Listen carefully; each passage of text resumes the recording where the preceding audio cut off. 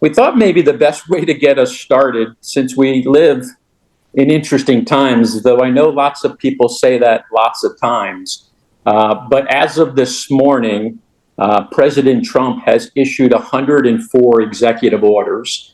And we're not going to drill down in any individual ones of these, but I think the point here is the scale of change that's happening in the first 3-4 weeks of the administration and likely to continue is really kind of the big news here.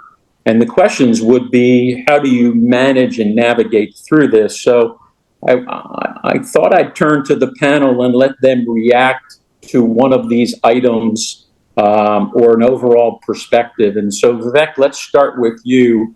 As you think about 104 executive orders against all of these different things, what's it say to you from a board governance perspective? Thank you, Dennis. In a nutshell, too many things to go after is what it says. And so the question then becomes, what is real? What do I pay attention to? How do I shift my focus to areas that matter? And I've found, especially now, lots of tools like wargaming and effective action or scenario planning are really effective in understanding which is the area to pay attention to. If you see a series of events associated with an action that is either a reaction from the market, a reaction from competitors, and those don't end very quickly in a stalemate, that likely means this is something to pay attention to, meaning there's enough first, second, third order actions that happen after that there is a chain of events that will occur as a consequence of an executive action. And then it's something to pay attention to. Great, thanks for that. Claudia, let me turn to you. What does this say to you? Well, I think the uncertainty the orders and the number of orders create is really is difficult to deal with. I mean, the language of many of the orders is vague. So in some respects, they create as many questions as they answer. A number of them have been or will be challenged in court. You know, court does not move at deal speed, it moves at court speed.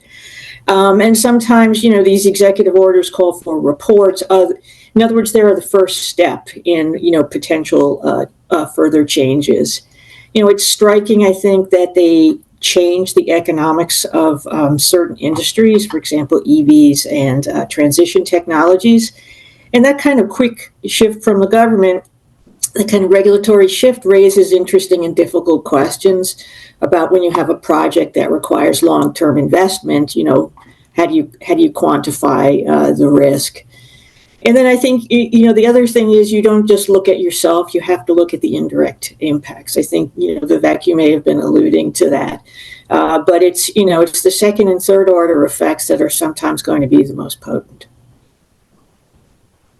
Travis, let you play wrap up here. And one of the things that's probably clear to everybody on this call, business doesn't like uncertainty. And this creates a lot of uncertainty for a lot of different reasons. What's your perspective from this volume of activity? I'll be honest, I think we've been here before. This is a different source of uncertainty, but it's not like we haven't gone through pandemics, financial crises, regulatory changes, and the like. I remember when Trump first, in his first term, we were having the same conversation.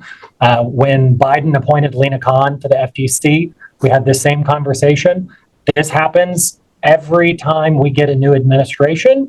This is a much more visible source of policy change. And I think that's very helpful for people. I completely agree that there's a lot of talk. A lot of these executive orders don't really have teeth to them. But it's kind of like, you know, using the analogy of the guard dog that keeps barking and barking but doesn't have any bite. It's still going to scare off a lot of activity that we might otherwise have had. And so making sure that people are thinking through the effects of these policy changes in the new administration is going to be important as we, plan.